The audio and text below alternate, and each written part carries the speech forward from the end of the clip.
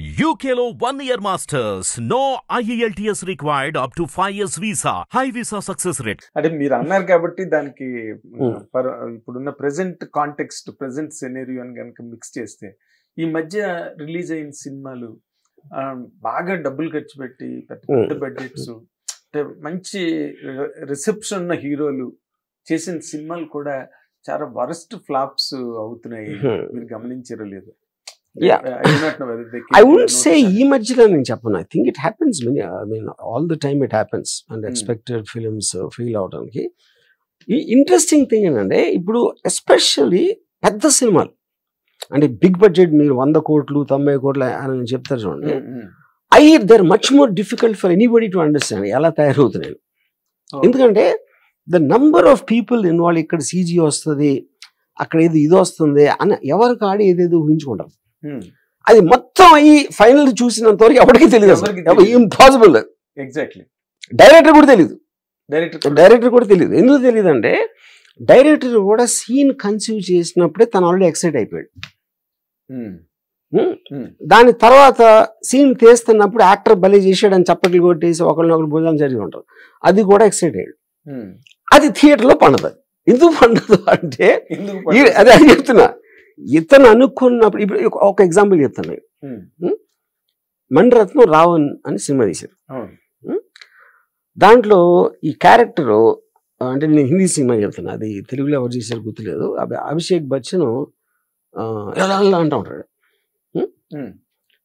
అది థియేటర్లో చూస్తూ ఉంటే ఎందుకు తలుపుతాడు అని ఎవరు కాదు, అందరూ మొహమ్మలు చూసుకుంటున్నారు థియేటర్లో అది చేసినప్పుడు. అలా నేను బయటకు వచ్చి అభిషేక్ని ఫోన్ చేసి అడిగాను, ఏంటి Abhishek why are you shaking your head అంటే, మణిరత్నం అభిషేక్ ఆఫీస్లో డిస్కషన్ చేస్తున్నప్పుడు రావణాసుడికి 10 తలలు ఉంటాయి, కానీ ఫిజికల్గా మీరు కాంటెంపరీ దాంట్లో తీశారు కాబట్టి మీకు 10 తలలు ఉండలేవు. అప్పుడు 10 ఆలోచనలు ఉంటాయి ఒకేసారి. ఆ 10 ఆలోచనలు ఉంటే అన్నిటినీ విదిలిచ్చేసుకుని ఒక డెసిషన్ వస్తాడంట. అది వాళ్ళిద్దరు అనుకున్నారు, అది ఆడియన్స్కి చెప్పలా. ఇప్పుడు మణిరత్నం అంత సీనియర్ డైరెక్టరు, అభిషేక్ లాంటి యాక్టరు వాళ్ళ మిస్టేక్ చేశారంటే మనకి ఫులిష్ అనిపిస్తుంది. కానీ ఇది ఒక ఎగ్జాంపుల్ చెప్పాను నేను. అప్పుడు మీరు అనుకున్నది అవతలోడు పర్సీవ్ చేయడానికి. ఇప్పుడు ఫర్ ఎగ్జాంపుల్ జామురాత్రి సాంగ్ ఉంది క్షణక్షణంలో, ఇందాకలంతా మీరు రాకముందు అదే పాడుకున్నారు. ఆ పాట అది క్షణక్షణం చాలా పెద్ద ఫ్లాప్ అయింది రిలీజ్ అయినప్పుడు. ఓకే, ఒక డిస్ట్రిబ్యూటరు, నైజాం డిస్ట్రిబ్యూటర్ ఒక అతను మన ప్రొడ్యూసర్ తోటి అది ఒక నేషనల్ ఫేమ్ శ్రీదేవిని పెట్టుకుని ఒక్క డ్రెస్ వేసి కూర్చోబెట్టి పాడిస్తాడని ఎంత పొగరండి ఆడికి అని నన్ను బూతులు తిట్టాడు. నాకు నిజం అనిపించింది. ఇది మీరు ఆ పాయింట్ ఆఫ్ వ్యూలో చూస్తే అది కరెక్ట్ అనిపించింది. అప్పుడు ఒక ఫేమస్ జర్నలిస్టు అంటే మీరు ఒక రోజు ఫోన్లో మాట్లాడతా, మీరు అసలు కూర్చోబెట్టి అసలు కదపకుండా ముఖ కలవలతో పాడించారని ఎంతో గొప్పగా ఉందంట. ఇప్పుడు మీరు ఉన్నారు, డిస్ట్రిబ్యూటర్ ఉన్నాడు, మీ ఇద్దరు ఎవరు ఆడియన్స్ అనుకోవాలి నేను. అది పాయింట్. సో ఇప్పుడు నేనేం చేశాను, నేను అసలు ఎందుకు తీసాను చెప్తాను. అది క్షణక్షణం సినిమా తీసిన ఒకే ఒక్క రీజన్, నేను శ్రీదేవి గారిని ఇంప్రెస్ చేయడం తీసాను. శ్రీదేవి గారిని ఇంప్రెస్ చేయటం నా దర్శకత్వ చాకచక్యంతో అదొక్కటే నా మోటివ్, ఇంకేమీ ఆలోచించలేదు దాని గురించి. అప్పుడు శ్రీదేవి గారు ఏంటంటే ఆ టైంలో she put on little weight and ఆవిడ ఎక్స్పోజింగ్ అన్ని చేయట్లేదు. ఇప్పుడు నేను మాస్టర్ జీ లేకపోతే అంతకుముందు సినిమాల్లో షీ వాజ్ హిమ్మత్ వాలా సినిమాలు చాలా ఎక్స్పోజింగ్ చేశారు. నా ఉద్దేశం అలా తీయాలని. కానీ ఎప్పుడైతే ఆవిడ ఇలాంటి వెయిట్ పుట్ ఆన్ చేశానండి, ఆ డ్రెస్సులు వేస్తే నా బాగుండదు అది ఇది అని చెప్తే, ఇంకా అప్పుడు నేను అది చూపెట్టలేనప్పుడు ఉట్టి మొహం యూజ్ చేసి ఏం చేద్దాం అనే ఐడియా వచ్చింది. శ్రీదేవి గారి మొహాన్ని దాంట్లో ఉన్న ఎక్స్ప్రెషన్స్, ఉన్న సటిలిటీస్, నువాన్సెస్ అనేది చేయటానికి, మొత్తం క్లోజప్స్లో చేయడానికి వాళ్ళిద్దరిని కూర్చోబెట్టేసి శ్రీదేవి క్లోజప్ మీద పెట్టారు. కానీ అది మీరు అంటున్నారు, కానీ ఆ డిస్ట్రిబ్యూటర్ అప్పుడు అంటే ఇప్పుడు ఆ రోజుల్లో రిలీజ్ అయినప్పుడు శ్రీదేవి గారి చాలా డాన్సులు గీన్స్లు అలాంటి ఎక్స్పెక్ట్ చేస్తారు అందరూ. మిస్టర్ ఇండియా ఆ సినిమాలో వచ్చినాయి, చాల్బాజ్ అని. దాని తర్వాత చూస్తే ఏదో చాలా ఒక అదేంటి ఒక స్టిఫిల్ చేసేసిన ఫీలింగ్ వచ్చింది. అవును. నేను అతనే రిప్రజెంట్ చేయడానికి కూడా అంటలేదు, అదొక్కటే కారణం కూడా నేను అంటలేదు. నేను వ్యూ పాయింట్స్ చెప్తున్నా. అలాగే ఇప్పుడు మీరు నాగేంద్ర అనే జర్నలిస్ట్కి ఒక వ్యూ పాయింట్ ఉంది, ఆ డిస్ట్రిబ్యూటర్కి ఉంది, ఇంకోటి ఎవరో సుబ్బారావుకి ఉంది, అప్పారావుకి ఉంది, నాకు ఉంది. వీళ్ళందరూ కూడా ఆడియన్సే. అవును సార్. ఏళ్లలో ఎవరికి మ్యాచ్ అవుతుందని ఏ డైరెక్టర్కి తెలియటం అనేది ఇంపాసిబుల్. సేమ్ సీన్ ఒకరికి నచ్చుతుంది, ఇంకోటికి నచ్చదు. ఆ టేస్ట్ డిఫరెన్స్ ఉన్నప్పుడు కామన్ గా కనెక్ట్ అవటం అనేది ప్యూర్లీ యాక్సిడెంటల్ గా అవుతుంది. అది నేను చెప్పేది. ఎగ్జాక్ట్లీ. కానీ ఈ మధ్యన ఇంకొక ట్రెండ్ స్టార్ట్ అయింది సార్. అంటే కాంబినేషన్స్ మీద వెళ్ళిపోతున్నారు sir producers. They are dumping lot of money అనే ప్రాజెక్ట్. కాంబినేషన్ ఉంటే చాలు. మరి కాంబినేషన్ లేకపోతే బిజినెస్ ఎలా అవుతుందండి? కాంబినేషన్స్ ఏనా మెయిన్, మీకు కంటెంట్ అక్కర్లేదా అంటే? కాంబినేషన్ అంటే ఇప్పుడు కమర్షియల్ ప్రోడక్ట్ అండి సినిమా అంటే. What is a commercial product? ఇలాంటి ఇది ఉంటే ఎక్కువ మంది ఈ ప్రోడక్ట్ కొనడానికి ముక్కు చూపుతారు. అది పాయింట్. ఫలానా యాక్టర్ ఉన్నాడు, ఫలానా డైరెక్టర్, ఫలానా హీరోయిన్, వీళ్ళు అది ఎలా వస్తుంది? వాళ్ళ ట్రాక్ రికార్డ్ బట్టి వస్తుంది. ఆ ఫలానా హీరో ఇంత సినిమా ఎంతలో తీస్తే అంత చేసింది, అంతలో తీస్తే ఇంత చేసింది అని ఒక లెక్కలో స్టార్ట్ అవుతుంది ఫస్ట్. కానీ మధ్యలో వేరే సినిమా వస్తుంది. లేకపోతే ఇప్పుడు ఫర్ ఎగ్జాంపుల్ స్త్రీ 2 ఉంది అనుకోండి. స్త్రీ 2 మొత్తం ఇండస్ట్రీ పెట్టినప్పటి నుంచి ఉన్న థీరీస్ అని చెత్తపట్లు వేసేసింది, మొత్తం రివర్స్ చేసి పాడేసింది. అదేంటి ఫైనల్ గా డెమోక్రసీలో ఎవరు గెలుస్తారో తెలియదంటే ఏ సినిమా ఎందుకు ఎప్పుడు ఎంత చూస్తారని కూడా ఎవరికి తెలియదు. And which is the truth about real life also. ఇప్పుడు మీరు అందరూ లవ్ చేస్తారో లేకపోతే నచ్చి పెళ్లి చేసుకుంటారు. ఎన్ని మ్యారేజ్ వర్కౌట్ అవుతాయి? మీ కెరీర్ డెసిషన్ ఏమి తీసుకుంటారు, అది పోదు. అన్నిట్లోని మీరు అనుకునే most of the time wrong వెళ్తాయి. సినిమా ఇండస్ట్రీ మీద మీరు ఎక్కువ కాన్సన్ట్రేట్ చేస్తారు. ఇప్పుడు ఒక ప్రొడ్యూసర్ విపరీతంగా డబ్బులు ఖర్చు పెట్టి చేసేస్తున్నాడు. అసలు ఏమో ఏంటి ఇలా ఖర్చు పెట్టేస్తున్నాడు అనుకోవడం. అవి హిట్ అయితే విజనరీ అవుతాడు, ఫెయిల్ అయితే ఇడియట్ అవుతాడు. అది దాన్ని బట్టి ఉంది, అతని బట్టి కాదు కదా అది. అప్పుడు మీరు చెప్పేది ఇప్పుడు బాహుబలి రిలీజ్ అవుతున్నప్పుడు ఒక చాలా ఫేమస్ ఇంకో ప్రొడ్యూసర్ ఏం చెప్పాయంటే అసలు తెలుగు సినిమాకి మ్యాక్సిమం రిటర్న్ అనేది 70-80 కోట్లు ఉంది, ఇంపాసిబుల్ దానికన్నా రావటం అని ఏ లెక్కలు చెప్పాడు. మగధీర ఫిగర్స్ అయ్యి అన్ని తీసి ఇది బడ్జెటే 150 కోట్లు ఎంతో లేదు మన. ఓకే, అంతకన్నా అసలు ఎర్రితనం ఉంటుందా ప్రొడ్యూసర్కి? అది ఇది అని చెప్పాడు. కట్ చేస్తే బాహుబలి ఏమైందో మనకు తెలుసు. అప్పుడు ఏంటి, అతను చెప్పింది రైట్ అయి ఉంటే శోభి ఆర్లగడ్డ ఇడియట్, ఇప్పుడేమో జీనియస్ విజనరీ. అది నేను చెప్పేది. ఒక ఫిల్మ్ క్యారెక్టర్ మార్చేసింది అంతే కదా, అంతే ఒక రిజల్ట్.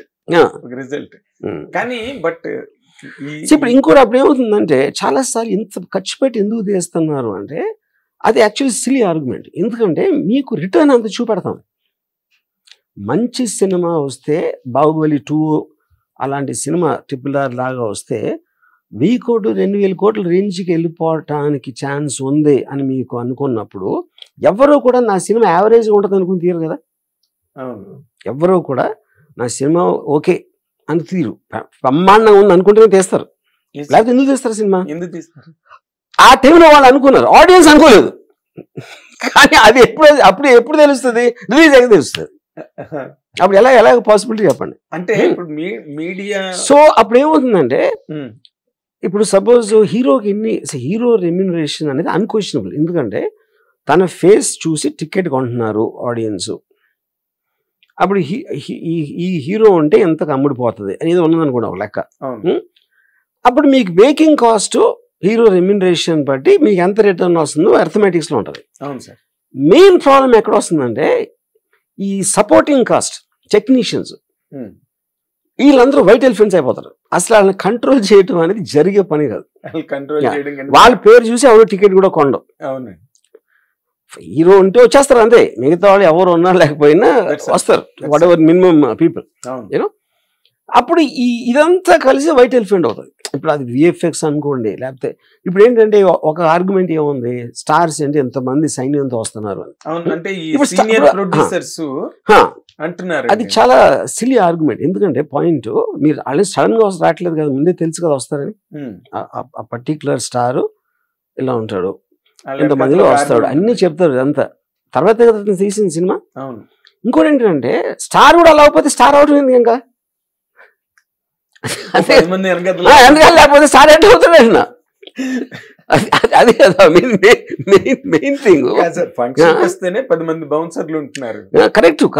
10 మంది కాకపోతే 100 మంది అండి, 1000 మంది పెట్టుకుంటాడు. మీరు పెట్టుకోవద్దు. అప్పుడు ఇచ్చేవాడి తప్ప తీసుకునేవాడి తప్ప.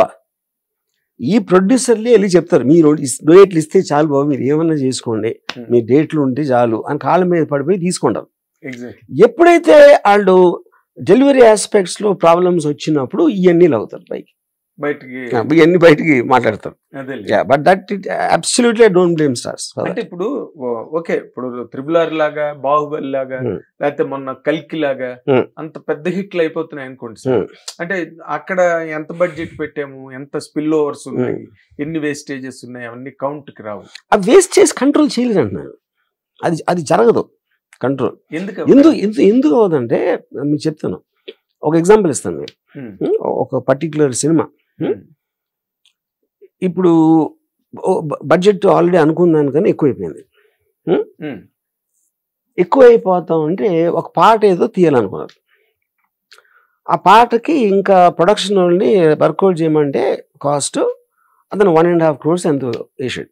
1.5 crores అవుతుంది ఈ పాట తీయటానికి అని ఒక ఎస్టిమేట్ ఇచ్చాడు.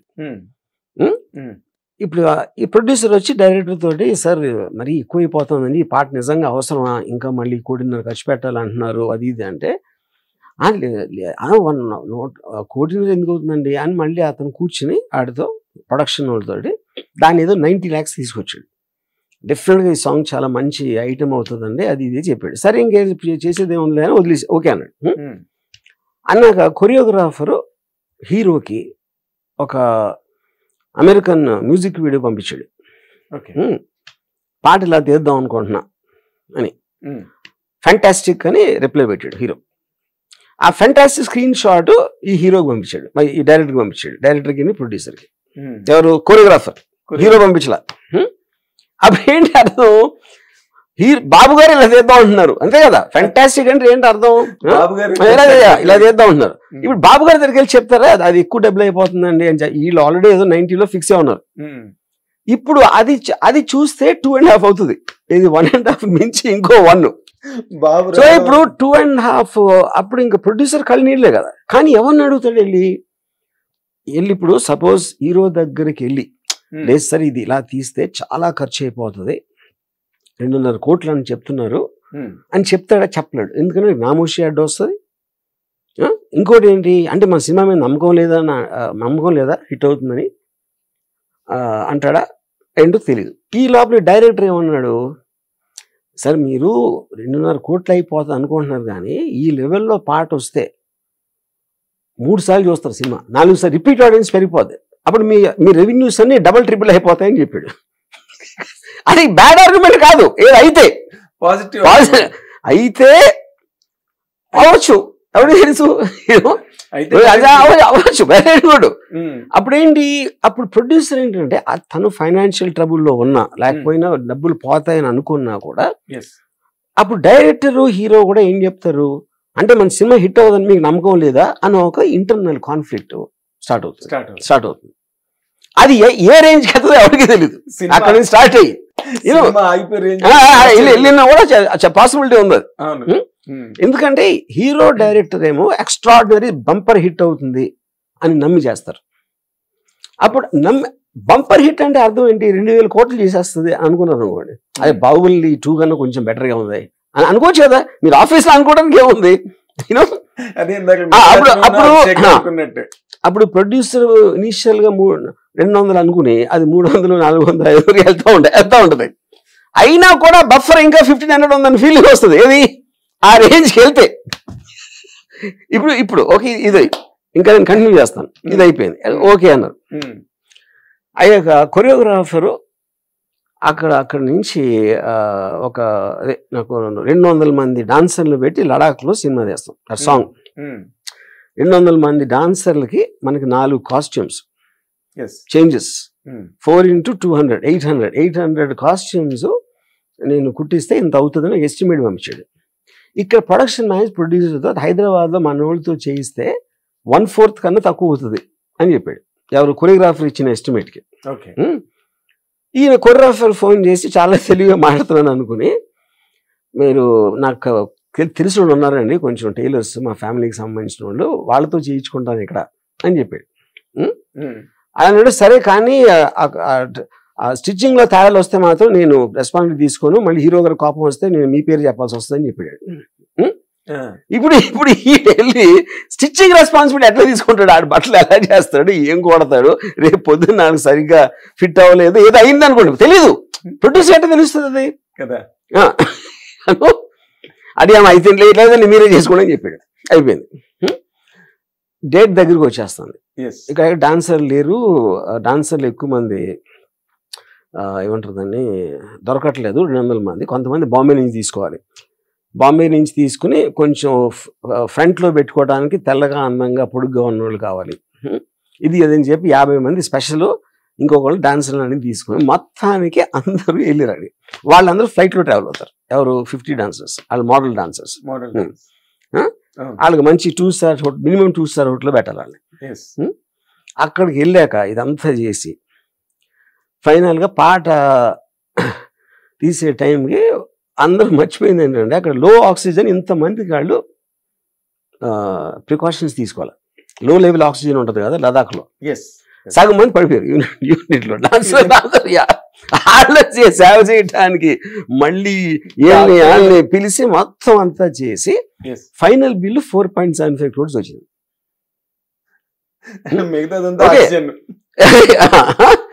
ఇప్పుడు నేను అడిగే క్వశ్చన్ ఏంటంటే ఎవరు కంట్రోల్ చేస్తారు చెప్పండి? ప్రొడ్యూసర్ ఎలా చేయగలుగుతాడు దీని కంట్రోల్? ఆపేస్తాడా సినిమా మధ్యలో? హీరోకి తెలుసు కూడా ఉండదు. హీరోకి అసలు 4.75 crores అవుతా 2 crores తెలియదు. తన డబ్బులు తీసుకుని తన పని తను చేస్తున్నాడు, బాగుందన్నాడు అంతే అంతే అంతే. నిజంగా అతను జెన్యూన్ ఒపీనియన్ కూడా అది. ఇప్పుడు కొరియోగ్రాఫర్ నేను వాళ్ళని తప్పట్లేదు. ఎనీ బిజినెస్ లో మీకు ఛాన్స్ వచ్చినప్పుడు మీరు అడ్వాంటేజ్ తీసుకోవడం చూస్తారు. కొరియోగ్రాఫర్ కూడా చాలా పేరు ఉన్నవాడు ఉంటాడు, వాడికి ఏదో సెట్టింగ్ ఉంటుంది, నీకు ఎంత బిజినెస్ చేస్తున్నా, నాకు ఎంత కమిషన్ ఇచ్చిన, ఎందుకు తప్పది? మొత్తం బిజినెస్ అంతా అలాగే కదా నడిచేది ఎక్కడైనా సరే. అప్పుడు మీరు చెప్పాలి, అలా అయితే ఒప్పుకోను, నేనే ఛాన్స్ తీసుకుంటాను చెప్పి. మీరు అది చెప్పలేనప్పుడు మీరు ఆబ్వియస్లీ ఇయ్యాలి కదా, ఇచ్చేయాలి కదా అది. సో అప్పుడు డైరెక్టరు చాలా పెద్ద హిట్ అవుతుంది, ఇది మనం ఖర్చు పెట్టింది మళ్ళీ వచ్చేస్తుంది అనుకుంటాం, తప్పలేదు కదా. ఏ డైరెక్టర్ అయినా సూపర్ హిట్ అవుతుంది అనుకుంటాడు కదా, అందుకే కదా, అదే కదా. సో అప్పుడు ఇందులో ఎవరి తప్పు లేదు, కానీ ఎవరు కంట్రోల్ లేరు అంటున్నారు. అది నేను చెప్పాను. మీరు ఇక్కడ చిన్న మాట, హరీష్ శంకర్ లాంటి director will bring that topic directly.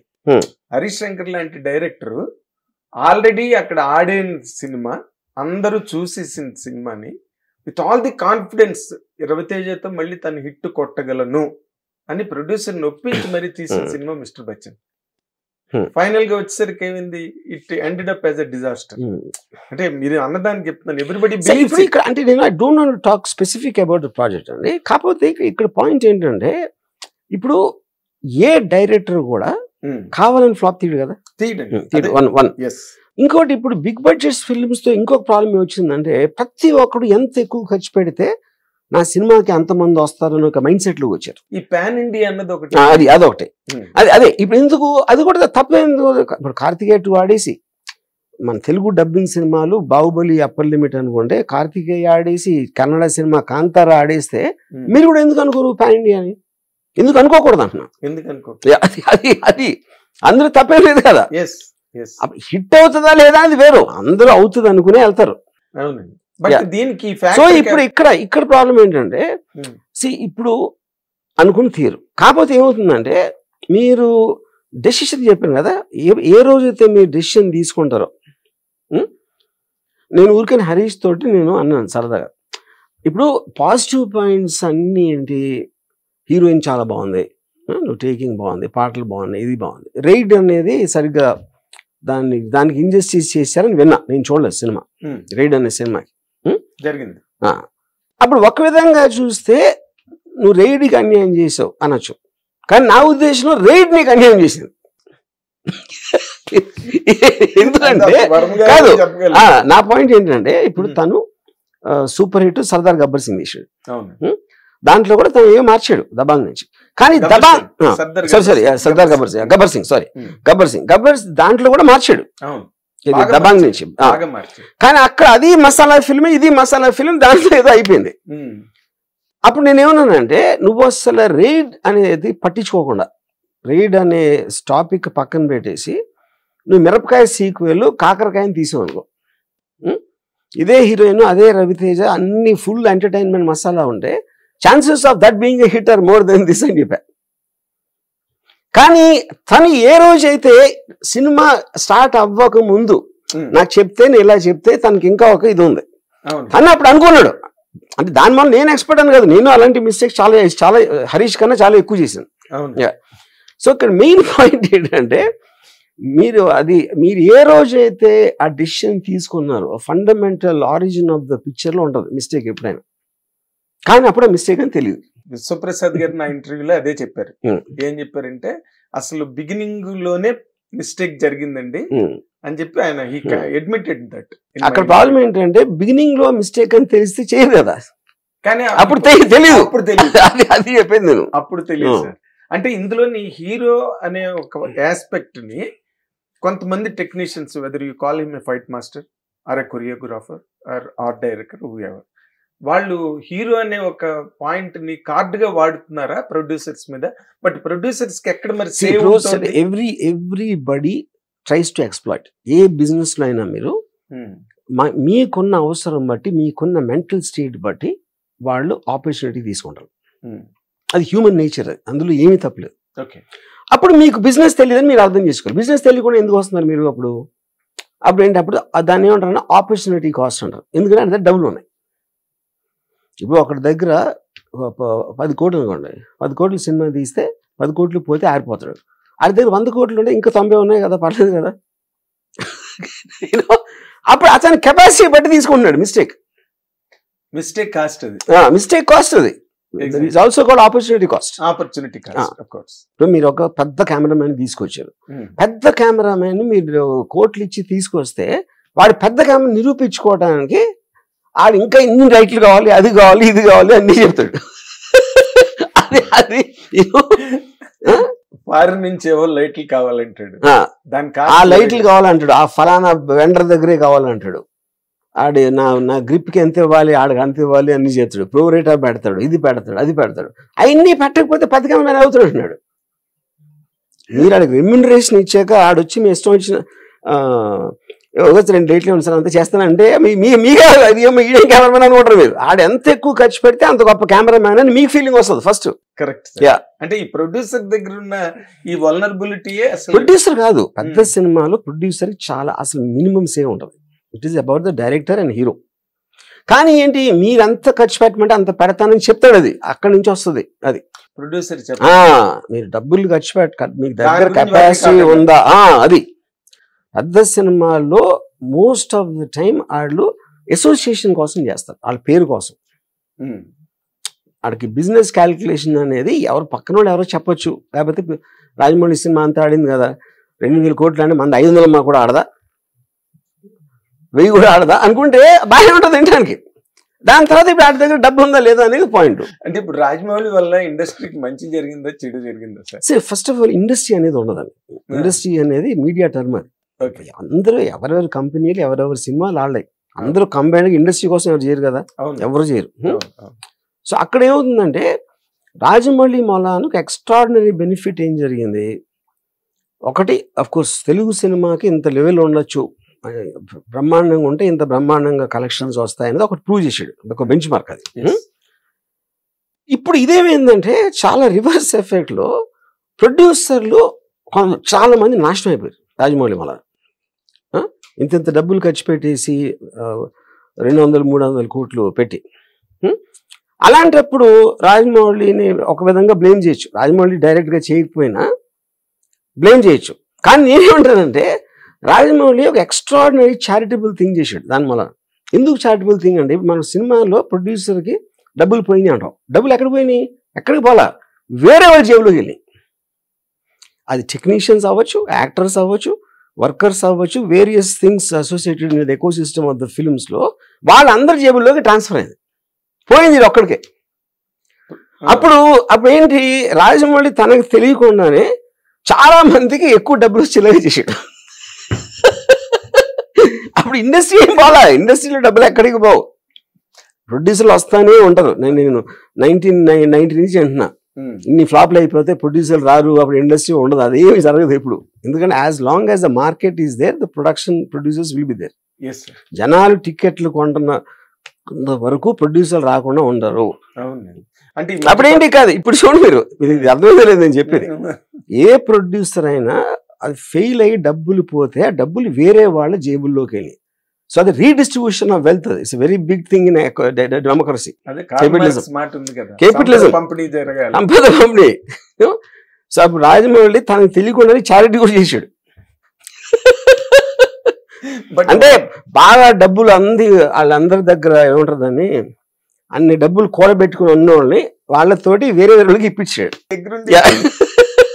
దగ్గరుండి కదా, దూరంగా ఉండి. తర్వాత ఇప్పుడు రాజమౌళి గారి స్కూల్లో ఒక్కొక్క హీరోని తీసుకుంటే వాళ్ళు ఇయర్స్ టుగెదర్ బ్లాక్ అవుతున్నారు సార్.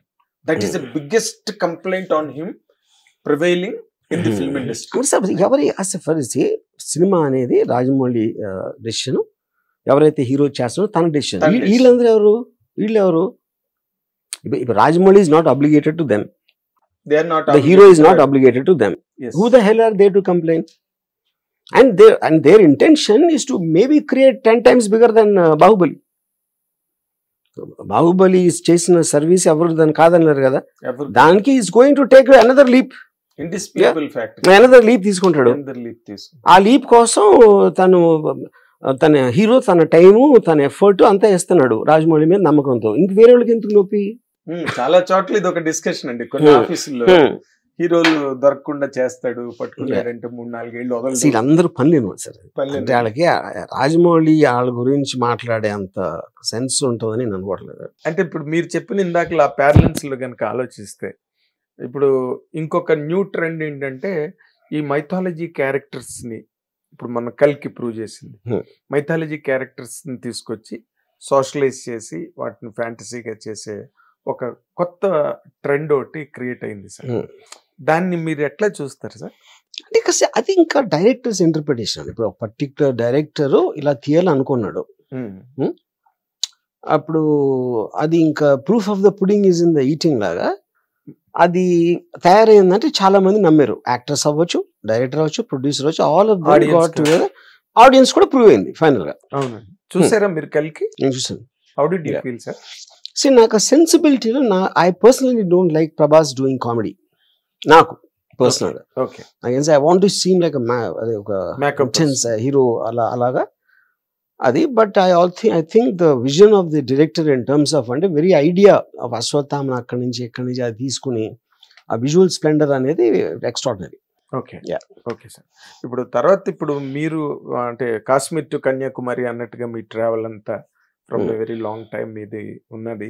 దీంట్లో ఇప్పుడు యాజ్ ఇట్ ఈస్ గా ఈ కేరళ స్టేట్ ని ఈ హ్యామ కమిటీ అని లైంగిక వేధింపులు ఆడవాళ్ళ మీద అనేది చాలా it is rocking Kerala industry and it is touching the other frontiers of the other states also.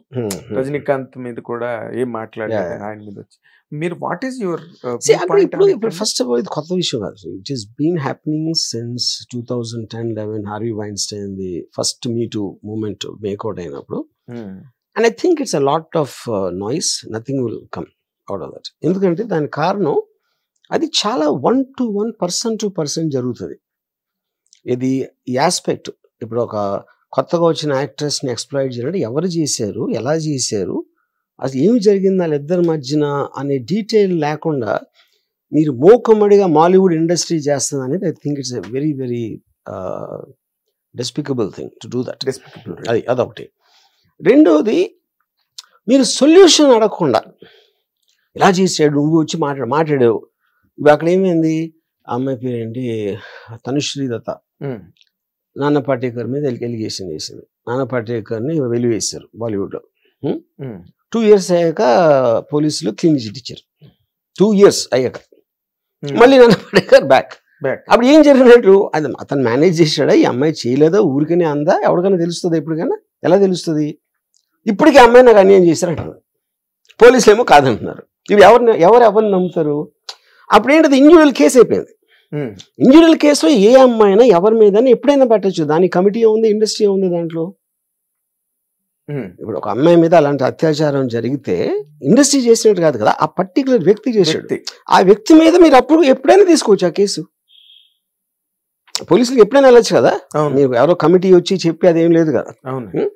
So అక్కడ అది I feel it cannot happen. ఎందుకంటే ఇప్పుడు ఎక్స్ప్లాయిటేషన్ అనేది హ్యూమన్ నేచర్. ఒక డబ్బు ఉన్నోడు లేకపోతే మీకు నా దగ్గర అవసరం ఉంది అని కూడా నేను ఎంతో కొంత అడ్వాంటేజ్ తీసుకోవడానికి ట్రై చేస్తాను. అది డబ్బు అవ్వచ్చు, మనకు కావాల్సింది. అందులో భాగంగా ఒక అమ్మాయి వల్నరబుల్ స్టేట్లో ఉంది, ఇలా చేయకపోతే నేను చంపేస్తానని ఎవరు చెప్పరు. That is not how it happens. కాకపోతే ఆ అమ్మాయిని మ్యానిపులేట్ చేసి ఒక విధంగా ఆలోచించడానికి ట్రై చేయడానికి ఉండరు గ్యారంటీగా, అందులో డౌట్ లేదు. ఫిల్మ్ ఇండస్ట్రీలో ఎక్కువ ఎందుకు ఉంటారంటే ఫిల్మ్ ఇండస్ట్రీకి అట్రాక్ట్ అయ్యే వాళ్ళు ఎక్కువ మంది ఉంటారు. ఒక అందమైన అమ్మాయి ఆ పక్క వాళ్ళు ఎవరో చెప్తారు నువ్వైతే స్టార్ అయిపోతావు అని చెప్పి. ఆ అమ్మాయికి తనకున్న ఆ డిజైర్తో వచ్చినప్పుడు ఆ స్టేట్ ఆఫ్ మైండ్ని ఎక్స్ప్లాయిట్ చేయడానికి ఉంటారు గ్యారంటీగా అవకాశం. అప్పుడేంటి మీరు ఓకే సొల్యూషన్ ఏంటంటే ఆ అమ్మాయిని ఎడ్యుకేట్ చేయగలరు. ఎడ్యుకేషన్ అంటే ఇలా జరుగుతుంది, ఇండస్ట్రీ అనేది ఇలా ఉంటుంది ముందే అమ్మాయికి ఇండక్షన్ ప్రాబ్లం లాగా చెప్పగలిగితే, లేకపోతే అమ్మాయి కూడా తెలియదు కదా. అప్పుడు అమ్మాయి ఒక అమాయకురాలు ఉంటుంది, ఎక్కడి నుంచో వస్తుంది, ఎవరు ప్రొడ్యూసర్ అట్లా ఇలా అంటాడు, ఇండస్ట్రీ అంటే ఇదే అంటారు. ఈ అమ్మాయికి ఇన్ఫర్మేషన్ సోర్స్ లేదు కాబట్టి షీ మై టేక్ ఇట్. కొంతమంది కొంచెం తెలివైన వాళ్ళు ఉంటే ఆడు కొంచెం రీసెర్చ్ చేసి గూగుల్ చేసి రకరకాలు ఇవన్నీ చూసి దాన్ని బట్టి కొంతమంది ఉండకపోవచ్చు, లేకపోతే వాళ్ళ కోరిక తీవ్రత అనేది దాన్ని ఓవర్కమ్ చేసేసి వాళ్ళు ట్రాప్ అవ్వచ్చు. కానీ అవన్నీ కూడా 1 to 1 జరుగుతాయి. ఒక మాఫియా ఉంటుంది, అదంతా తప్పు. కానీ ఒకటి చెప్పొచ్చు, నువ్వు కాదంటే నా వెనకాల ఇంత మాఫియా ఉంది అని ఆడు చెప్పొచ్చు, బ్రాగింగ్. అది కానీ మాఫియా నిజంగా ఉండడం అనేది జరగదు. ఈ విషయంలో మాఫియా అంటే గ్రూప్ ఆఫ్ పీపుల్ మనందరం కలిసి స్టేట్ లో ఉన్న అమ్మాయిలందరినీ ఇలా చేద్దామని ఎవ్వడం కూడా. So I feels highly exaggerated. ఇంకోటి ఇప్పుడు రజనీకాంత్ గారు నాకు తెలీదు అన్నారంట. ఇప్పుడు రజనీకాంత్ పెద్ద స్టార్, ఆయన జాబ్ ఏంటి, ఆయన యాక్టింగ్. ఆయన ఏమి ఏదన్నా అసోసియేషన్ ప్రెసిడెంట్ కాదు, ఏమీ కాదు, ఆయన నిజంగా తెలియవచ్చు. అదే ఇప్పుడు కేరళలో ఏదో జరుగుతుంది, విన్నారా వినలేదా, కమిటీలో రిపోర్ట్లు ఏముందని అడుగుతున్నారా, లేకపోతే అసలు ఇష్యూ గురించి అడిగారా ఏంటి, ఏ సందర్భం అంటే అప్పుడు ఏంటంటే మీడియా ప్రతి దాన్ని మాన్సర్ చేస్తుంది. ఇప్పుడు రాకింగ్ అంటే ఎక్కడ మీడియాలో రాకింగ్ లేదు, ఇంకెక్కడ కాదు. ఏ న్యూస్ అయినా ఉట్టి మీడియాలో రాక్ అవుతుంది, కామన్ పబ్లిక్ ఎవరు పట్టించుకోరు. అంటే మరి మీడియా చేయాలి కదా సార్. నేను తప్పని అంటలేదు. 100% ఇలాంటి బర్స్ వచ్చినప్పుడు ఎంతో కొంత జాగ్రత్త పడతారు. కానీ శ్మశాన వైరాగ్యుల అరే కొంచెం జాగ్రత్తగా ఉండాలిరా అని అనుకుంటారు. మీడియా మర్చిపోగానే వాళ్ళు కూడా మర్చిపోతారు. అది ఇది శ్మశాన వైరాగ్యం అంతే. శ్మశాన వైరాగ్యం మాట కరెక్ట్ మాట. 4 రోజులు 2017 వచ్చింది కదా మనకి ఇక్కడ, దాని తర్వాత ఏమైంది ఎవరికి తెలియదు. చాలా సార్ ఇప్పుడు మీడియా ఫిల్మ్ ఇండస్ట్రీ కన్నా బెటర్ సినిమాలు తీస్తారు. కానీ వాళ్ళకున్న ఒక విచిత్రమైన ఇది ఏంటంటే ఉట్టి ఫస్ట్ హాఫ్ తీస్తారండి, సెకండ్ హాఫ్ ఉండదు. ఇష్యూ లేపి కాల్ చేసి ఇంటర్వ్యూ కాల్ చేసి అయిపోతుంది, మరి సెకండ్ హాఫ్ రాదు ఇంకా ఇప్పుడు. కరెక్ట్ కదా. ఇప్పుడు మీరు సుశాంత్ సింగ్ రాజ్పూత్ చూడండి, అది జరిగి రిపబ్లిక్ కూడా అర్ణబ్ గోస్వామి కాదు. ఒకటి ఏంటంటే బాంబే పోలీసు 56 రోజుల్లో చెయ్యని ప్రోగ్రెస్ సిబిఐకి అప్పగించాక 2 రోజుల్లో చేసిందని చెప్పాడు. ఆ 2 రోజులు అయ్యి 2.5 ఏళ్ళైంది ఇప్పటికి. ఇప్పటి వరకు దాని గురించి మాట్లాడలేదు. ఏది సిబిఐ కూడా ఏమనలేదు, అర్ణబ్ కూడా ఏమన్నా. అర్ణబ్ కూడా పట్టించు మనిషాడు అంతే. అందుకని సెకండ్ హాఫ్ ఉండదు, ఈ సినిమాలకి సెకండ్ హాఫ్ లేదు, ఉండదు కండిషన్ అది. అంటే ఒక టైంలో రేవతి, సౌత్ ఇండియన్ రేవతి కానీ లేకపోతే సుహాసిని గారు, వీళ్ళందరూ, జయసుద్ గారు, వీళ్ళందరూ కలిపి మీటూ పెద్ద మూమెంట్ లాగా వాళ్ళకి ఒక ప్రెషర్ పెడతారండి ఆ టైంలో. ఏంటి మీరు రియాక్ట్ అవ్వాలి అంటే నేను చెయ్యను అంటే వినటానికి అసహ్యంగా ఉంటుందని ఇది మామాటానికి ఒప్పుకుంటారు. మళ్ళీ మీడియా కానీ వాళ్ళు కూడా ఏం చేస్తారన్న కమిటీ పెట్టారు, ఏం చేస్తారు చెప్పండి. మళ్ళీ ఇప్పుడు ఒక సినిమా తీస్తున్నారండి, ఒక అమ్మాయిని హీరోయిన్ గా అడిగాడు, ఆడేదో జరిగింది అనుకోండి. ఇప్పుడు అమ్మాయి కమిటీకి వెళ్ళి చెప్తే కమిటీ ఏం చేస్తుంది అక్కడ? కమిటీ పోలీసుకి చెప్తుందా? అప్పుడు ఈఎంఐ చెప్పచ్చు కదా పోలీసులకి, మళ్ళీ వాళ్ళ దగ్గరికి ఎందుకు వెళ్తాం? అసలు అది నాకు అర్థం కావట్లేదు. పోలీస్ స్టేషన్ కానీ మరి ఇక్కడ ప్రాబ్లం ఏమొస్తుందంటే, మీరు చాలా సార్లు బాంబేలో కానీ ఇక్కడ కానీ ఎక్కడ కానీ మీ టూలో పార్టిసిపేట్ అయిన యాక్టర్స్ అందరూ వాళ్ళు ఉండరు ఇండస్ట్రీలో. మళ్ళీ ఎందుకు ఉండరంటే మీరు అనుకునే కారణం కాదు అది. ఏది మన గురించి ఇలా చెప్తుందా, బాయ్కాట్ చేద్దాం అని ఒక అన్అనౌన్స్డ్ బాయ్కాట్ అని అనుకుంటారు ఇండస్ట్రీ లేకపోతే. అలా కాదు, ఎందుకంటే ఒక ట్రబుల్ మాంగర్ అనేది మన ఆఫీస్లో ఉండి ఎందుకు మనకి ఉంది అని ఒక ఇది వచ్చేస్తుంది. నోబడీ వాంట్స్ ఎ ట్రబుల్ మాంగర్. ఇంకోటి ఏంటంటే ఎలిగేషన్కి వాళ్ళు అసలు మీనింగ్ లేదు. ఇప్పుడు ఫర్ ఎగ్జాంపుల్ రాజస్థాన్ అవన్నీ ఉందనుకోండి, ఇప్పుడు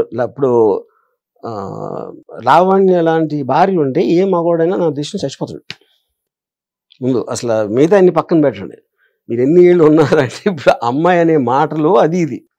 నేను ఇది కామెంట్ చేయట్లా, ఎవరి తప్ప అసలు ఫస్ట్ ఆఫ్ ఆల్ అక్కడ ఏ సెక్షన్ కింద అది నాకు అర్థం అవ్వలేదు ఎంతవరకు, అది వేరే విషయం. సో అప్పుడు ఏంటి, మీరు మీడియా చెప్పింది మళ్ళీ మీడియా మనసు మార్చుకుంటారు. ముందేమో లావణ్య అని పొగిడారు, అన్యాయం అన్నారు, విక్టిమ్ అన్నారు, మళ్ళీ వాళ్ళలో చాలా మంది లేదు ఇది అన్నారు. అప్పుడు నిజం అనేది ఎప్పుడు ఎట్లా తెలుస్తుంది మీకు? నిజం అనేది ఎప్పుడు తెలియదు ఎవరికి.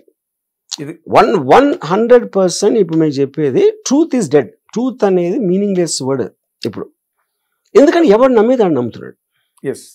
మీరు కోర్టు చెప్పినా కోర్టు మేనేజ్ చేస్తారంటారు, ఇంకా అలాంటప్పుడు ఇంకా ట్రూత్ ఇంకా తర్వాత గవర్నమెంట్ చేస్తున్నాయి, పార్టీలు చేస్తున్నాయి, పొలిటికల్ పార్టీస్. మాకు ఫర్గా జడ్జ్మెంట్ వస్తే మేము న్యాయం గెలిచిందంటారు, వాళ్ళకి ఫర్గా వస్తే కోర్టు మేనేజ్ చేశారంటారు, ప్రతి ఒక్కళ్ళు వితౌట్ ఎక్సెప్షన్. అప్పుడు ఈ అమ్మాయి ఇలా చేసింది అంటారు, ఆడేమో నేను చేయలేదు అంటాడు. మీకు నాకు ఎట్లా తెలుస్తుంది ట్రూత్? ఎలాగ పాసిబుల్ అది? అప్పుడు ఏమైంది, ఇప్పుడు ఈ మధ్యన నాకు ఒక ఇన్సిడెంట్, ఒక ప్రొడక్షన్ హౌస్లో ఇద్దరు అసిస్టెంట్ డైరెక్టర్, ఒక అమ్మాయి అసిస్టెంట్ డైరెక్టర్, ఒక అబ్బాయి, వాళ్ళిద్దరు ఏదో జరిగింది. జరిగితే ఈ అమ్మాయి ప్రొడ్యూసర్కి మెసేజ్ పెట్టింది. మెసేజ్ పెట్టి ఇలాగా నన్ను ఇలా చేస్తున్నాడు ఆడు అది ఇది అని. ఈడ ఆడికి ఫోన్ చేసి అడిగాడు, సార్ ఇప్పుడే ఉన్నాను సార్, మీ స్క్రీన్ షాట్స్ పంపిస్తాను అని చెప్పి ఆడేవో స్క్రీన్ షాట్స్ పంపించాడు, స్క్రీన్ షాట్స్. ఈ లోపల డైరెక్టర్ ఏమో ఆ మగ అసిస్టెంట్ డైరెక్టర్ని తీసాడు పనిలోంచి. దీని వల్లనే ఈ ప్రొడ్యూసర్ స్క్రీన్ షాట్స్ చూస్తే చాలా క్లియర్గా ఈ అమ్మాయి ఇన్స్టిగేట్ చేసింది అన్నట్టు అర్థమవుతుంది దాంట్లో స్క్రీన్ షాట్స్ లో. అప్పుడు ఇతను డైరెక్ట్గా ఫోన్ చేసి ఏంటంటే అన్యాయంగా ఆని తీస్తారు, క్లియర్గా తెలుస్తుంది ఈ అమ్మాయిది తప్పు అని అంటే, సార్ తప్పే అవడదు మనకి ఎందుకు సార్, అది అమ్మాయి ఇది అబ్బాయి. ఇప్పుడు రేపు పొద్దున్న ఈడు మళ్ళీ మనకు అన్నీ ఇచ్చాడా, కొన్ని స్క్రీన్ షాట్స్ దాచాడా, మళ్ళీ అమ్మాయి తీయచ్చు తర్వాత అవి బయటికి ఏదో వాయిస్ నోట్లో ఉండొచ్చు. ఇవన్నీ మనకి తెలియనప్పుడు మన ఇమీడియట్ సొల్యూషన్ మన సినిమా తీయాలి. వీళ్ళిద్దరు ప్రాబ్లం తీర్చడానికి మనం ఎందుకు, అమ్మాయి రిలేషన్ చేసింది తీసేద్దాం ఫస్ట్, మళ్ళీ మన షూటింగ్ సాఫీగా జరిగి, అది చాలా కరెక్ట్, చాలా కరెక్ట్. ప్రాక్టికల్ సొల్యూషన్ అది, ప్రాక్టికల్ సొల్యూషన్. ఎందుకు అప్పుడు సరిగ్గా ప్రొడ్యూసర్ అంటే నువ్వు వేరే సినిమా చేసుకో అది ఇది చెప్పి ఏదో కాంపెన్సేట్ చేసి అన్యాయం ఇన్యాయం వద్దు. ఎందుకంటే ఇక్కడ ఎవ్వడికి ఆ పవర్ లేదు, న్యాయం చేయడానికి అనే పవర్ అనేది లేదు ఇంకా వరల్డ్ ప్రపంచంలో లేదు. సార్ ఇప్పుడు మీ పర్సెప్షన్ లో ఇప్పుడు ఆ కుర్రాన్ని తీసేశారు, ఇది అమ్మాయి ఏదో మొత్తం అమ్మాయి ఏం చేసిందో మనకు తెలియదు కానీ, బట్ ఆ అబ్బాయిని అయితే తీశారు, దట్ బాయ్ వాజ్ రిమూవ్డ్. ఇప్పుడు ఆడపిల్లలు వల్నరబుల్, మగాళ్ళు vulnerable sir? I honestly think both of them. ఎందుకు బోత్ ఆఫ్ దెమ్ అంటున్నానంటే, ఇప్పుడు మీకు సొసైటీలో ఎప్పుడు లాస్ కానీ ఏదైనా సరే ఒక వీకర్ సెక్షన్కి ప్రొటెక్ట్ చేయడానికి ఎక్కువ ఉంటాయి. అది సపోజ్ మీకు కాస్ట్ వైజ్గా ఒక ఎస్సీలని వాళ్ళని ప్రొటెక్ట్ చేయడానికి వాళ్ళకి ఫర్గా కొన్ని ఉంటాయి, వీకర్ సెక్స్ అమ్మాయిలు కాబట్టి వాళ్ళకు ఉంటాయి, అమ్మాయిలు ఆల్సో. అది ఎందుకంటే మగవాళ్ళు చేశారు, ఏం చేశారు, ఇప్పుడు ఫస్ట్ మీకు 498 యాక్ట్ వచ్చినప్పుడు రాజస్థాన్ ఎంపీ అలాంటి చోట విపరీతంగా హరాస్మెంట్ డెత్స్ అయినాయి అమ్మాయిలు. అప్పుడు కోర్ట్ ఏం ఫీల్ అయిందంటే అది 4 గోడల మధ్య జరుగుతుంది, సెక్షువల్ అసాల్ట్ లేకపోతే సెక్షువల్ అబ్యూజ్ అనేది, దానికి విట్నెస్ ఉండడానికి ఛాన్స్ లేదు. అలాంటప్పుడు అమ్మాయి చెప్తే you have to take it as evidence అన్నట్టు, take it as a FIR registration. ఇమ్మీడియట్గా అత్తమామల్ని అందరినీ అరెస్ట్ చేయాలని పెట్టారు. ఇది కంప్లైంట్ బేసిస్ మీద 498 సెక్షన్ అది. అప్పుడు ఏమవుతుంది, ఎందుకు అలాంటప్పుడు అమ్మాయికి తెలుసు కాబట్టి ఆ పవర్ తన చేతిలో ఉంది అని గబుక్కు ఏదైనా నేను చేస్తా లోపల అని అని కావచ్చు. కానీ అది లేదనుకోండి, అప్పుడు ఆడు కూడా రెచ్చిపోతాడు కదా, అది ఏమి చేయలేదు నాకన్నా ఫిజికల్గా వీకు, నేను లేకపోతే దానికి గతి లేదు అనే దాంతో వాడు రెచ్చిపోతాడు కదా.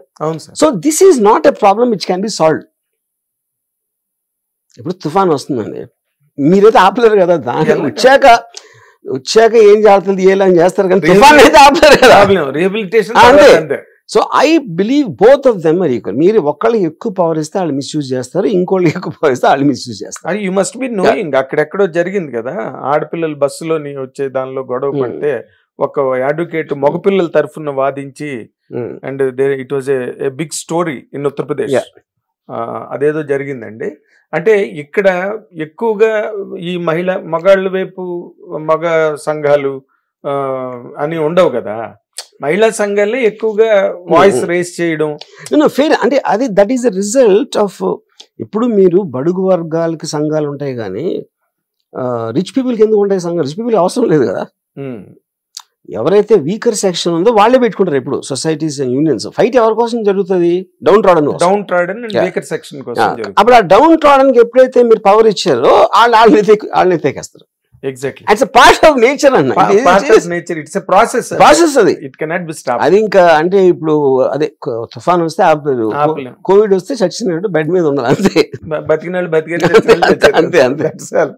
So I don't believe that can be stopped. And as long as అక్కడ ఏంటి, మీకు ఫండమెంటల్ థింగ్ ఈజ్ నెసెసిటీ. మీ అవసరం నా దగ్గర ఏదో ఉంది మీకు కావాల్సింది,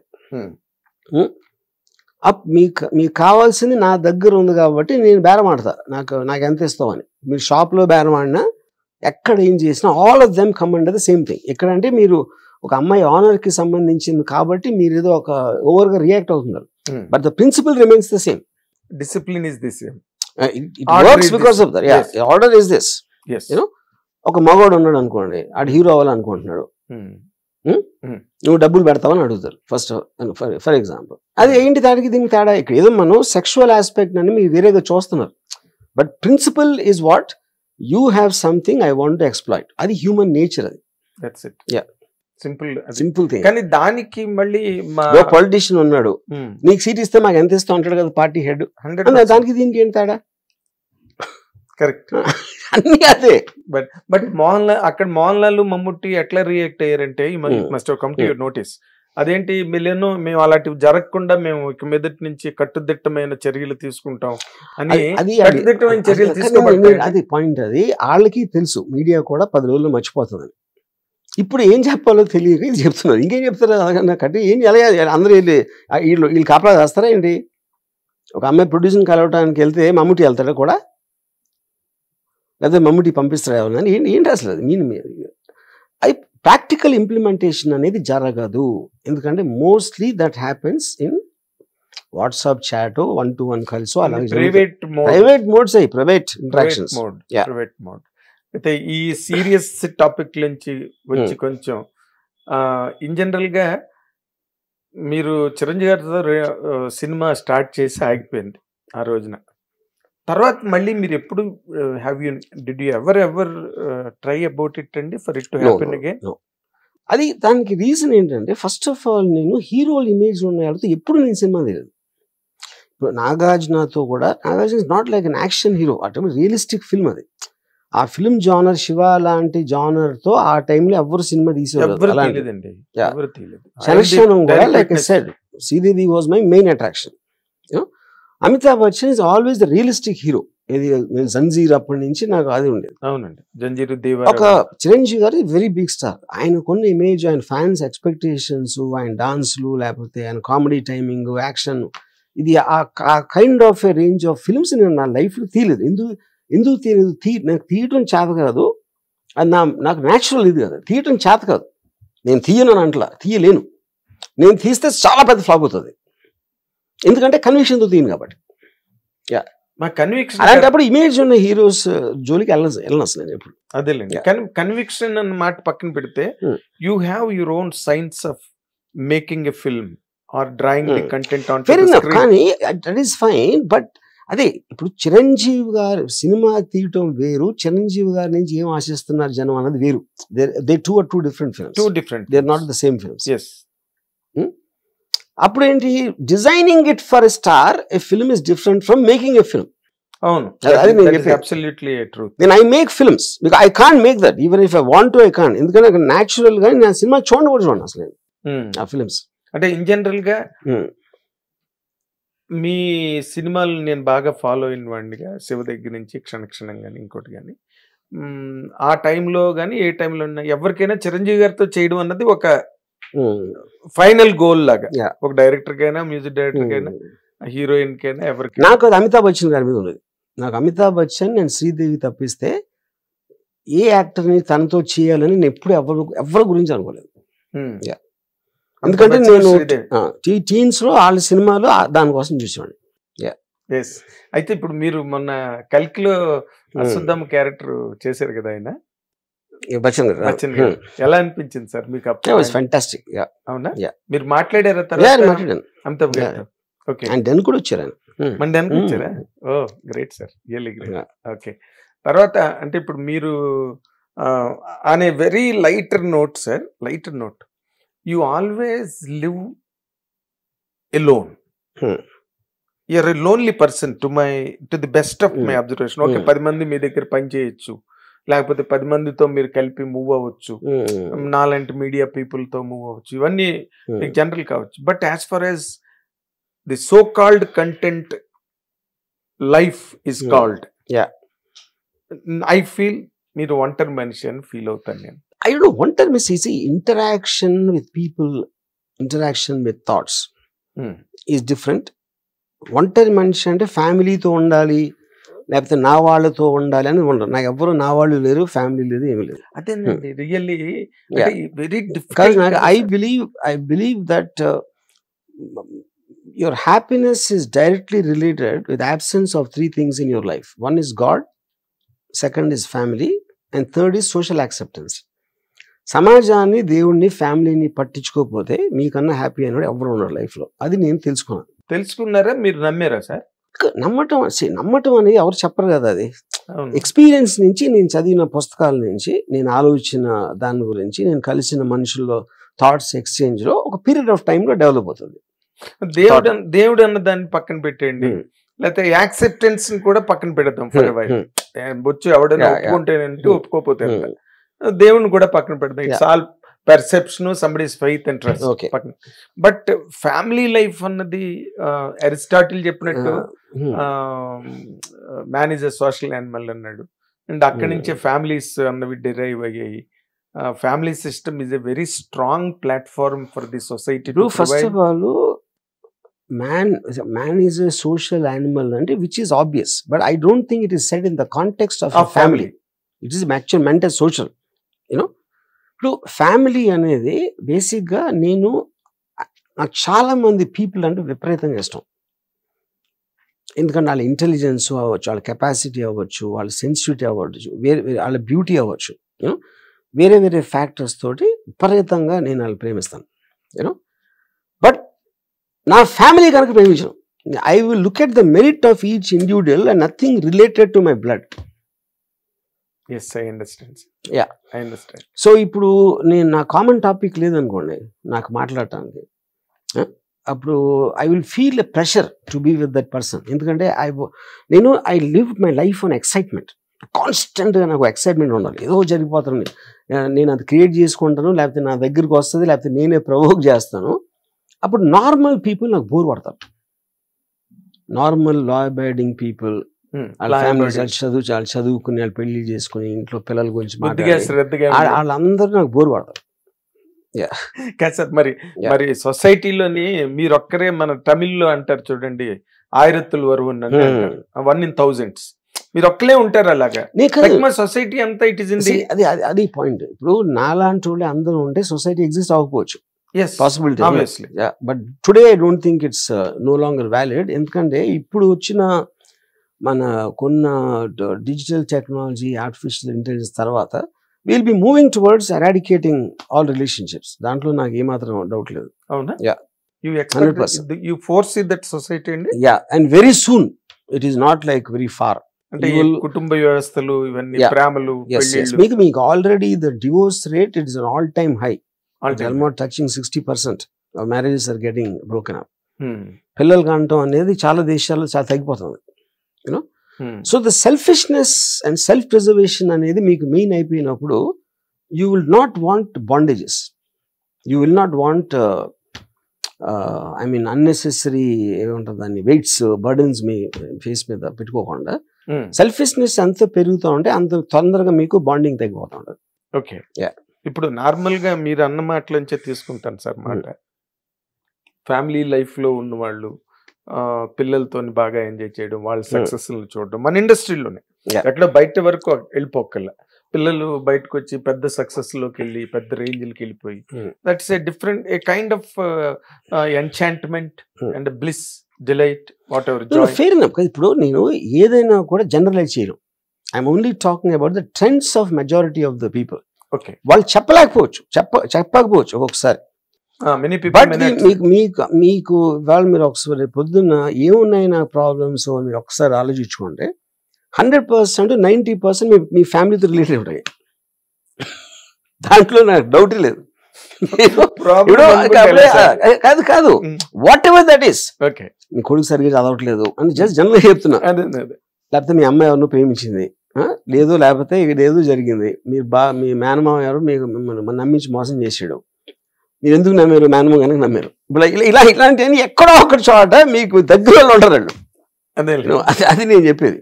ఇప్పుడు నాకున్న ఒక బేసిక్ థియరీ ఏంటంటే, పిల్లలు మొత్తం సమాజంలో ఉన్న ప్రాబ్లమ్స్ అన్నిటికీ కారణం పిల్లలు.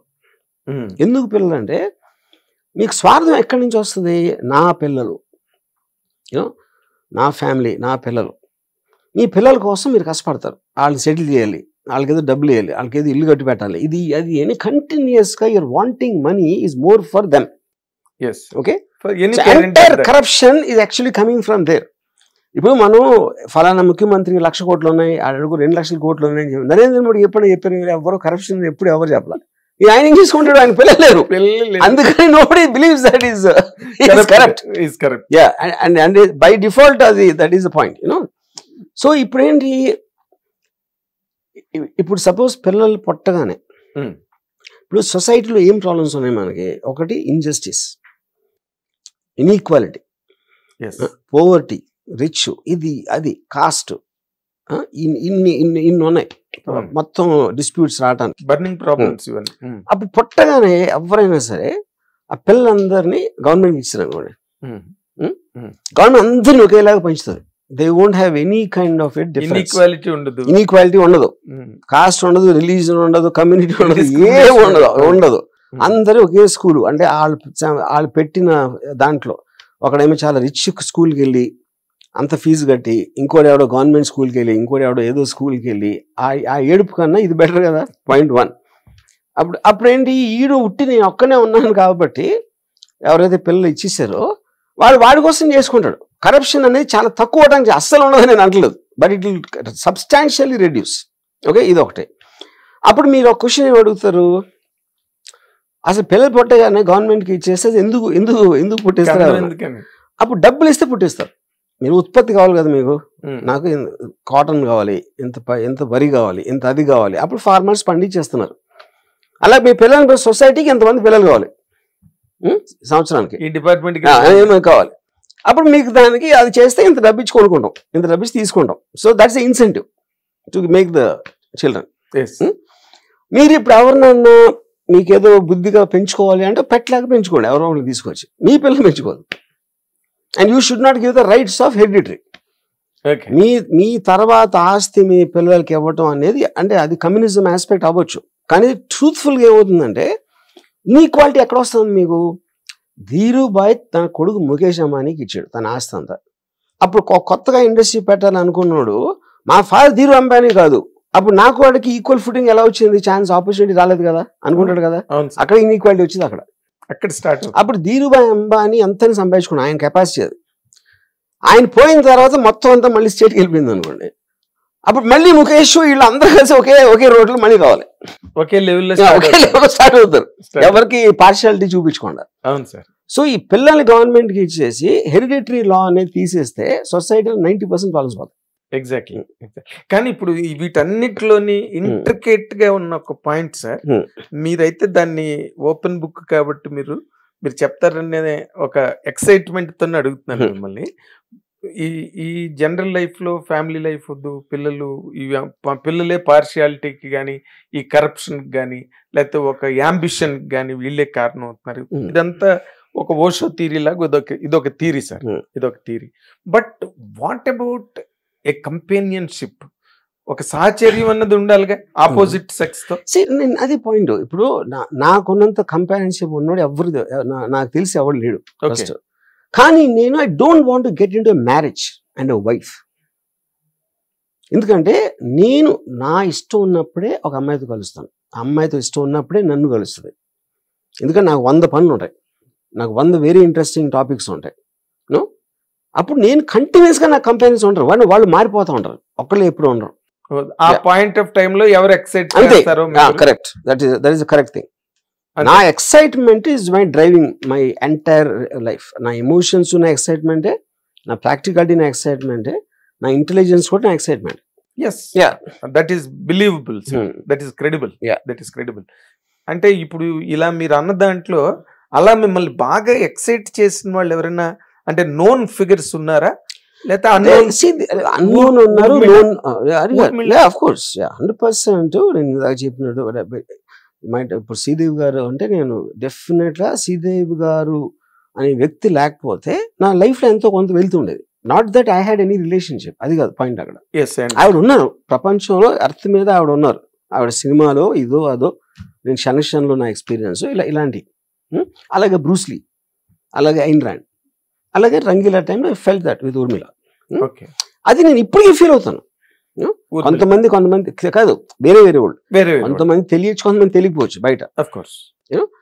And it is not only about women అంటున్నా, it is also about various people I meet. అంటే కొంతమంది కాప్స్ ఉంటారు, లేకపోతే ఎక్స్ గ్యాంగ్స్టర్స్ ఉంటారు, లేకపోతే ఎక్స్ట్రీమ్ పీపుల్ ఉంటారు. అలా అసలు అలాంటి లైఫ్లో ఎక్స్పీరియన్స్ ఉన్నోడు ఉంటాడా అని మనకు తెలియదు. సో నేను కంటిన్యూస్గా వాళ్ళందరి అనుభవాన్ని ఆస్వాదిస్తూ ఉంటాను, which is creates an excitement. Some of it will come to me as films. Open new winds కదా.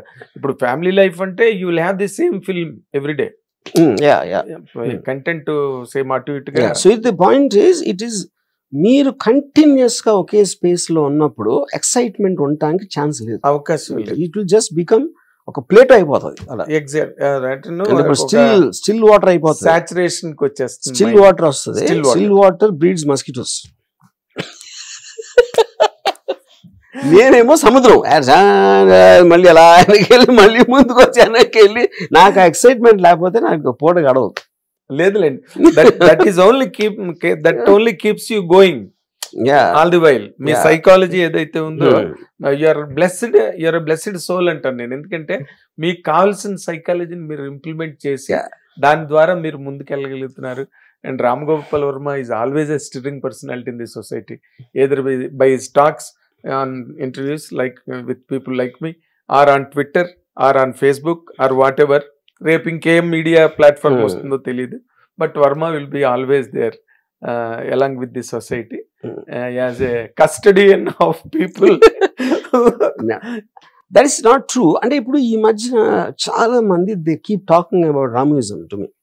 నాతో రామోయిజం నేను సప్న చేసిన సిరీస్, ఇప్పుడు చాలా మంది అసలు మీలా బతకాలి సార్ అంటారు. అరే ఆ బతుకు ఎవడొద్దన్నాడు, ఎవడు కాదన్నాడు, అది డెసిషనే కదా. ఇలా బతకాలని మీ డెసిషన్ అది. అవును సార్. అంటే అది అనుకోవట్లేదు మీరు, అనుకోవట్లేదు. అంటే మీరు వినటానికి అమలు పరచడానికి తేడా ఉంటుంది. అమలు ఎందుకు పరచలేకపోతున్నారు వాళ్ళు? వాళ్ళకి భార్య పిల్లలు దేవుడు తొక్క ఇన్ని ఉంటాయి, వాటన్నిటి మొదలు అమలు పరచంటారు. అందుకే ఎంతసేపు ఎవరేమనుకుంటారు, ఇలా చేస్తే నా పిల్లలు ఏమనుకుంటారు, అలా చేస్తే నా నైబరు నాతో పని చేసి ఏమనుకుంటారు, అందరూ వేరే వాళ్ళ కోసం బతుకుతూ ఉంటారు. నేను ఉట్టి నా కోసం బతుకుతాను. అది difference. It is very difficult. అక్కడ నరేంద్ర మోడీ, ఇక్కడ రామ్ గోపాల్ వర్మ తప్పితే మధ్యలో ఎవరు కనిపించట్లేదు నాకైతే. నరేంద్ర మోడీ దేశం కోసం కూడా ఉన్నారు కదా, నేను ఎవరి కోసం లేదు. అదే. But 100% the theory the synopsis, అంటే the right word is parenthesis, not even synopsis on this. అది మీరు మరి ఏ ఏజ్ లో ఏ సెంచరీలో ఎన్నాళ్ళు పడుతుందో నాకైతే తెలీదు. బట్ మీరు విత్ ఇన్ షార్ట్ పీరియడ్ అని అంటున్నారు. అంటే society will come to that kind of stage where everything will become very flat and normal. Somebody can relinquish somebody very easily on an easy note and become. And I believe the fundamental reason for that will be artificial intelligence. That is going to completely change society the way we know. It already started. It's not like it is not. ఎందుకంటే మీరు more and more you are trusting the machines. More and more. Yeah. Yes. ఇప్పుడు మీరు ఎవరన్నా నేను చెప్తే మీరు first check చేస్తారు అది కరెక్ట్ కాదా అని. అవునండి. గూగుల్లో లేకపోతే చాట్ జీపీటీలో లేకపోతే ఎక్కడో అక్కడో what ever it is. So మీకు మనుషుల మీద డిపెండ్ అవటం మానేస్తున్నారు. ఇప్పుడు చాలా మంది ఇప్పుడు పిల్లలు they will have virtual friends in the future. వాళ్ళు క్రియేట్ చేసుకునే క్యారెక్టర్స్ ని వాళ్ళతో ఫ్రెండ్షిప్ చేస్తారు. యూనో, ఎందుకంటే వాళ్ళు మీరు చెప్పినట్టు మీకు తగ్గట్టు ఉంటుంది, డిజైన్ చేస్తుంది. మీరు రియల్ పీపుల్ చేయలేరు కదా, నేను చేయలేను. వెతుక్కోవాలి, సంవత్సరాలు పడుతుంది మనకు కావాల్సిన మనిషి. And in the job impact మీకు మ్యూజిక్ ఇండస్ట్రీ, మ్యూజికల్ యాప్స్ లేకపోతే మన పిక్చర్ యాప్స్ ఇవన్నీ వచ్చేసినప్పుడు అసలు ఎంతమంది జాబ్స్ పోతాయి. నేనే లాస్ట్ 2 monthsలో అట్లీస్ట్ అంటే నాది ఒక చిన్న ప్రొడక్షన్ ఆఫీస్ అది, నేనే ఒక 15-20 people జాబ్స్ లేవు అంటే, ఎందుకంటే I don't know what to do with them. Exactly. అంటే ఆర్టిఫిషియల్ ఇంటెలిజెన్స్ వచ్చిన తర్వాత 100% first of all it will make a very great impact on employment. First of all it's already making, it has already started making. So Varma గారు, నిజంగా you're a what you call, you're a library, you're a university by your own self. Whatever you speak, all that sounds very credible and practicable and implementable, everything అనిపిస్తుంది. But they won't. కానీ భయం కూడా వేస్తుంది, అమ్మ మనం ఇలా చేయగలమా. నాకు దాంట్లో ఒక హ్యాపీ ఫీలింగ్ ఏంటంటే ఇప్పుడు అందరూ నాలో ఉంటే నా స్పెషాలిటీ పోతుంది కదా. కరెక్ట్. అందుకని అందరూ ఎవరు చేయలేను, ఎవరు లేరు కాబట్టి వాళ్ళందరికీ మీ తరపున నా థ్యాంక్స్. మీరు అలాగే ఆ ఇగ్నోర్లో, అదేంటిది ఇగ్నోరెన్స్ అంటే ఏంటి, అజ్ఞానంలో బతకండి. నేను హ్యాపీగా నా పని నేను చేసుకోండి. నేను నా జ్ఞానంలో బతుకుతాను. ఎందుకంటే మీరు జ్ఞానం లేకపోతే ఇంకా నేనేంటి కదా, మరి అందరూ జ్ఞానం లేకపోతే ఎట్లా. 100% sir. A great. Yeah. This is not an interview. In fact, I can say this is a discourse of the great Ram Gopal Varma garandi. And really, I love to meet you many times according to your convenience. Yeah, we'll do that. Yeah, definitely. Thank you. Idi ee Mahan Bhavudu Ram Gopal Varma garu ane oka institution is not just an individual. He is an institution by himself in 360 degrees. And many people love him, many people hate him, but Ram Gopal Varma is great. Watch it and enjoy. Thank you.